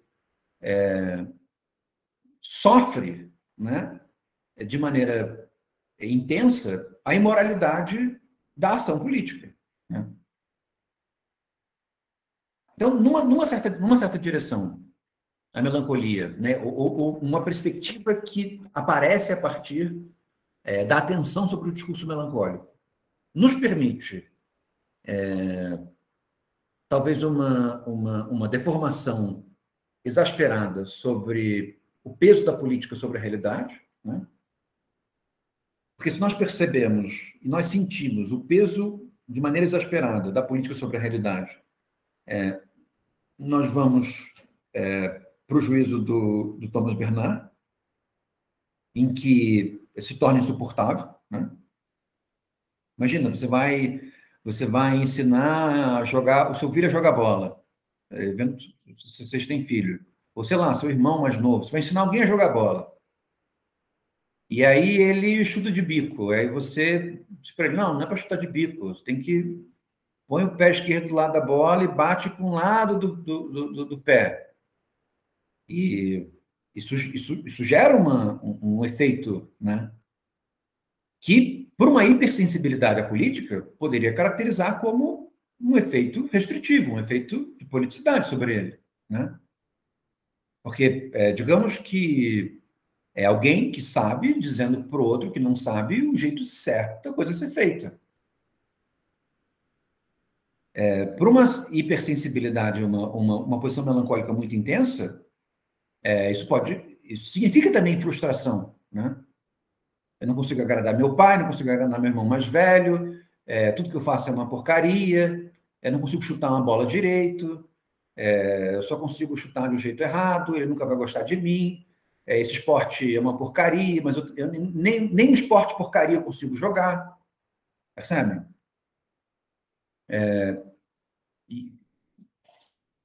É possível que, dependendo da situação, dependendo da circunstância, haja uma politicidade mais intensa ou menos intensa naquele evento? Sim. Mas tomar uma politicidade muito pouco intensa como significativa, né, como interpretando-a, não a partir da sua intensidade, mas a partir do peso da existência da política em determinada circunstância, né, que seria chamar de relação de poder, né, tornaria, naquela circunstância, né, tanto para quem ensina quanto para quem é ensinado, o evento insuportável. Né? Porque numa situação em que a politicidade é baixa, né, tem uma intensidade baixa, lidar com o peso da presença da politicidade é muito desagradável, né? Porque significa assumir que se está numa relação de poder, se está exercendo uma relação de poder. E por mais que a gente consiga entender bem isso, lidar com isso de maneira epistemológica, do ponto de vista sentimental, é bastante desagradável. Né? Que pai quer ensinar? Que irmão quer ensinar? Quem quer ser ensinado numa relação de poder? Percebem? Porque o que significa estar numa relação de poder? É ter um algoz, é ter alguém que vitima alguém, é ter alguém que produz sofrimento. Se vocês não quiserem algoz e vitimização. Mas existe alguém numa posição restritiva e alguém que sofre um efeito restritivo. Então, uma relação de poder não é alguma coisa com relação à qual nós gostamos de sentir que estamos investidos nela o tempo inteiro. Né? Então, numa certa dinâmica, uma hipersensibilidade melancólica nos coloca num mundo insuportável de viver, ao mesmo tempo em que é uma perspectiva que mostra a realidade com um grau de fineza que é impossível de ver da mesma forma. Né? Então, uma posição atávica com relação à política mostra a política, os detalhes, a veia, como disse Foucault, né, micropolítica da realidade, com uma atenção, com uma depuração que seria impossível, se não dentro de uma posição apática. Né? Pelo menos, se nós queremos que exista responsabilidade no enunciado, ou seja, de que aquele quem fala sinta aquilo que disse, né? Que é a responsabilidade do enunciado. Mas quando nós vamos a formas parciais de melancolia, essas que eu disse que permitem, em alguns momentos, a adesão a sentimentos xenofóbicos, ou que permite também a descrição da realidade a partir de um objeto específico, né? E aí é deformadora por outro sentido, né? O que essas perspectivas vão realizar também é demonstrar e perceber a ambivalência desses objetos que são eleitos como objetos privilegiados para descrever os elementos negativos da realidade. Percebem? Então, se eu descrevo, sei lá, a realidade brasileira a partir do racismo, tão somente pelo racismo, tá? E o racismo é o componente principal da politicidade nacional e todos os outros elementos derivam dele. Tá? Esse objeto, ele se torna, justamente pela sua politicidade exemplar, nesse discurso, nesse enunciado, né, ele se torna o objeto mais ambivalente de todos. Percebe? O objeto com relação ao qual, dentro de uma comunidade, no espaço político, algumas pessoas são profundamente dependentes dele, ou seja, vão morrer para não deixarem de ser racistas, e outros vão dizer que vão sentir, né, que viver num mundo com isso não vale a pena viver. Percebe? Uns vão morrer por aquilo e outros vão julgar que não faz sentido viver com aquilo. Né? E eu não estou dizendo que não possa ser verdadeiro. Né? Eu estou querendo dizer que é preciso uma perspectiva melancólica parcial para que essa descrição da realidade possa ser possível. E, via de regra, esse tipo de escolha parcial deforma a realidade. Né? Então, nesse sentido, a conclusão que eu tiraria é que existe uma afinidade muito forte entre a política e a melancolia, principalmente porque os objetos melancólicos são objetos especialmente ambivalentes, né? Ou seja, os melancólicos percebem a ambivalência nos objetos de uma forma que não se percebe de outra forma, né? Ou os objetos que nos produzem ambivalência, eles são especialmente políticos para nós, né? E ao mesmo tempo, esse sentimento de melancolia explica o modo pelo qual a nossa atenção consegue se redobrar diante de certos objetos. Mas quando você diz o objeto que nos gera ambivalência, está falando no sentido a nós sociedade, né? Não ao indivíduo. Porque para o indivíduo não gera ambivalência, gera um sentimento ou gera o outro. Né? Ele dificilmente vai sentir as duas coisas, ele não vai estar nas duas pontas. Né?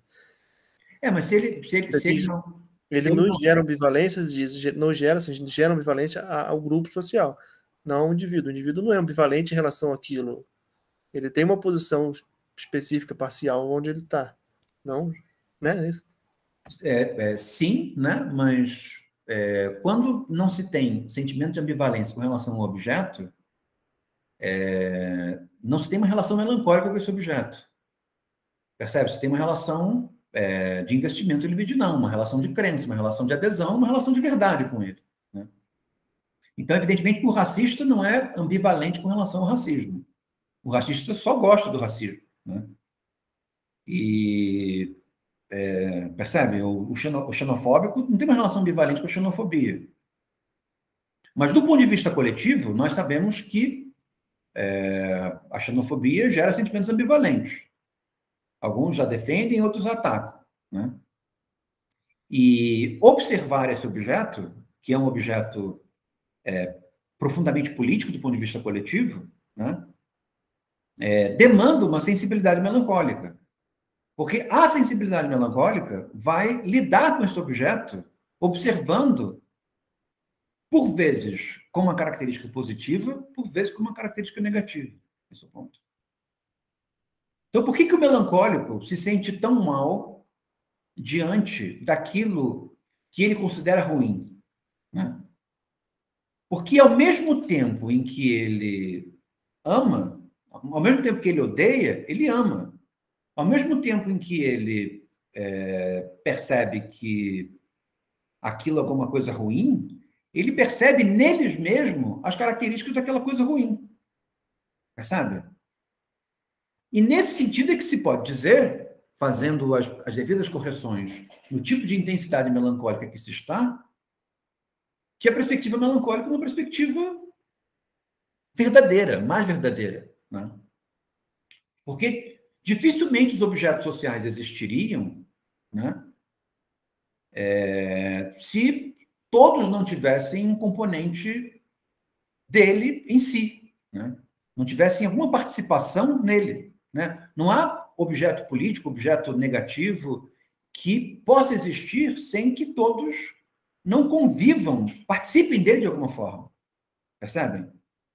Então, isso faz com que nós não queiramos sentir a melancolia de termos em nós aqueles elementos negativos que nós detestamos, né?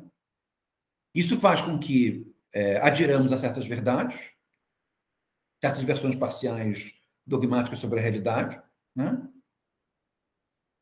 Ou faz com que tenhamos uma percepção parcializada sobre a realidade, uma melancolia parcializada sobre a realidade. Mas o melancólico, né, vai lidar com esse objeto de maneira completa. Ou seja, ele vai amar esse objeto, ele vai detestar esse objeto, e no que detesta esse objeto, que o melancólico, ele privilegia o negativo, né? Mesmo que ele ame esse objeto, ele privilegia o negativo. Então, ele vai odiar esse objeto e vai se odiar por amar esse objeto. Percebe? E é nesse sentido que se pode dizer que a perspectiva melancólica, ela descreve um sentimento negativo, ou descreve uma experiência política, né, com um grau de adequação que outras perspectivas não têm. É isso que eu estou querendo dizer. Então, Mas ele vai amar esse objeto na medida em que ele vai ser quase que quase que compulsivo sobre ele, né? É o foco que ele dedica àquilo que dá um indício de que ele ama aquele objeto, porque ele se tornou obsessivo sobre aquele objeto. Mas assim, quando você fala que ele odeia o objeto, ao mesmo tempo ele vê um tanto daquilo em si, o quanto aquilo afeta em si. Mas aí ele não ama por isso, porque na verdade ele odeia um pouco a si mesmo, ele odeia o que aquilo fez nele, mas ele não vai amar o objeto por isso. Eu não entendo aonde é que alguém que odeia o objeto também ama o objeto, senão que eu considerar que a obsessão que ele tem por aquele objeto é uma forma de amor. Mas fora aí, eu não sei como é que ele vai odiar e amá-lo ao mesmo tempo. Eu não consegui captar, porque para mim ele esse é o ponto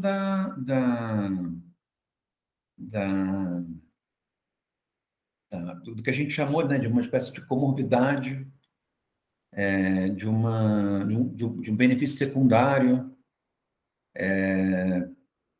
de um prazer, né, com o negativo, né? Porque, e é isso que o Freud e o Alan Bott estão defendendo, né, de que o melancólico ele tem um tipo de satisfação com esse reconhecimento negativo, né? Então, quando ele se reconhece tão cruel quanto o mundo que ele detesta, né, ele se percebe potencialmente tão cruel quanto o mundo que ele detesta, ele não consegue agir cruelmente, mas ele sente a crueldade nele. E sentir a crueldade nele e perceber que o mundo é cruel produz para ele uma sensação de reconhecimento. Ele sabe o que esperar do mundo. Ele sabe o que esperar de si mesmo. Potência.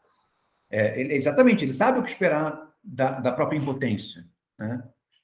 E nesse sentido existe uma satisfação. Uma satisfação negativa, uma satisfação difícil de entender, né? Mas que é a satisfação que faz com que o melancólico não seja só uma perspectiva, também seja uma espécie de aprisionamento, também é uma patologia, também é uma experiência deformadora, né? E por que ele não vai querer sair dali de dentro? Porque ali ele não será frustrado. Percebe? Ali não haverá mais desamparo, um novo desamparo, né? O mundo é o pior que o mundo pode ser. E eu sei que o mundo é o pior do que ele pode ser, isso na apatia. Porque eu sou muito ruim também. Eu não sou tão ruim quanto o mundo, porque se eu for tão ruim quanto o mundo, é o momento em que o melancólico começa a se tornar suicida, né? E ele se defende contra essa posição suicida. Mas eu sou bastante ruim, tanto quanto o mundo, mesmo que eu não tenha feito nada, né? Esse é o ponto. E é por isso que, num certo sentido, a experiência que o melancólico tem com a realidade é bastante esclarecedora. Porque não é que nós não participamos dos sentimentos negativos, não é que nós não participamos dos vícios que nós não gostamos, não é que não haja disso em nós, mas é que nós sentimos, em determinadas relações com certos objetos, uma intolerância a nos sentirmos melancólicos, né? E, nesse momento, fazemos o que você acabou de descrever. Nós aderimos a uma crença, aderimos a uma versão do mundo. Aderir a uma crença, aderir a uma versão do mundo, impede, ocupa o lugar de sentir-se ambivalentemente com relação a isso, né? Então, o exemplo esdrúxulo que eu dei, que é aquele dogmatismo que a gente adora ter, que é vamos distribuir a renda mesmo, porque, sei lá, milionários não prestam, né? Percebe? Eu não vou me permitir ambivalência nisso. Muito embora o melancólico sentisse, né? Eu não vou sentir. Eu adiro a crença, nem preciso pensar nela. Nem preciso sentir, eu não vou senti-la e não preciso nem pensar. Eu só adiro e pronto. Então, se me der a oportunidade de pegar a maior fortuna do Brasil, fatiar e distribuir para cada um, eu vou fazer isso na hora, não preciso nem pensar, percebe? Eu não vou entrar em contato com os componentes morais dessa ideia. E esse é um exemplo radical, mas nós podemos dar exemplos menos radicais, né? Coisas mais próximas da gente. Coisas que sejam com relação às quais nós lidamos com uma naturalidade muito grande e, ao lidarmos com a naturalidade dela, nós não lidamos com a politicidade delas. Muito embora, do ponto de vista comunitário, como você bem disse, elas sejam ambivalentes. Uma sensibilidade social ou algum preparo epistemológico em ciências sociais vai permitir a pessoa perceber que estratos diferentes da sociedade, né, que é dividida, sentem aquela medida de maneiras diferentes.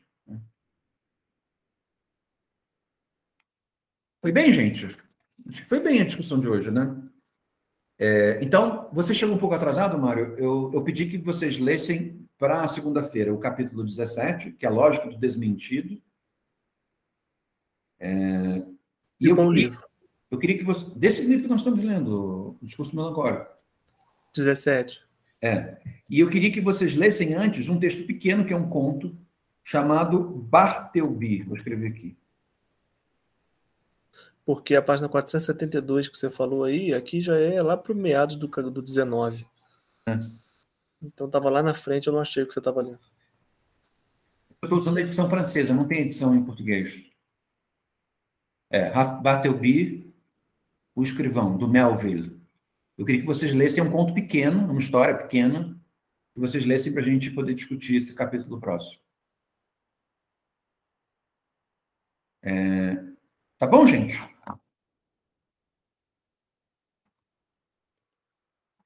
Adorei também seu fundo, Rafael. Notei aqui.